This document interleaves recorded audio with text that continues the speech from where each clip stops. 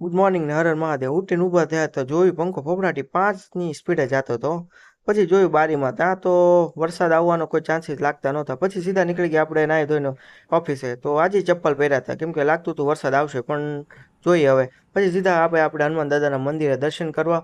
તો આજે હનુમાન દાદાના દર્શન જોડે આપણે ગણપત દાદાના દર્શન કરી લીધા જોડે જોડે.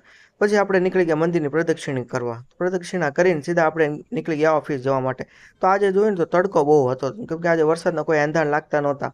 તો જવા દીધી ગાડી સમસરાટી બોલાવી. બીજાની સ્પીડ કાપતા હતા પુલ ઉપર. ત્યાં જોયું તો આવ્યું સિગ્નલ ઉપર ઊભા રહીને સીધા આપણે પહોંચી ગયા ઓફિસે જઈને કર્યું લેપટોપ શરૂ કામ કરવાનું શરૂ કર્યું. પછી ખાધું ટિફિન, અને ટિફિન પછી ઘડીક બહાર નીકળ્યા. ત્યાં તો તડકો હતો, વરસાદ નતો, આજે કોઈ એંધાણ જ નહોતા, 0% વરસાદ હતો.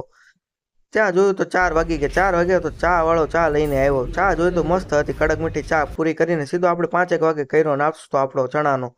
ત્યારબાદ આપણે નીકળી ગયા ઓફિસેથી નીકળ્યા. કેળાની લારી હતી તો લઈ લીધા કેળા. 20ના 6, પણ મોંઘા હતા પણ મસ્ત ગળ્યા હતા. પછી નીકળી ગયા આપણે ઘરે જવા માટે. તો ઘરે જવા માટે રિસ્ક તો હતું જ કેમ કે વરસાદ આવતો હતો, રેનકોટ પહેર્યો નહોતો ને આપણી ગાડી જતી સનસનાટી બોલાવી. પણ એવું લાગતું હતું ઘરે પૂગી જશું, વાંધો તો નહીં આવે. તો રસ્તો હતો પુલ બ્રિજ ઉપર, પણ વાંધો ન આવ્યો. આપણે સીધા ઘરે પહોંચી ગયા. હવે મળશું સીધા કાલે. ત્યાં સુધી ટાટા bye bye, good night, Siya. મળશું કાલે.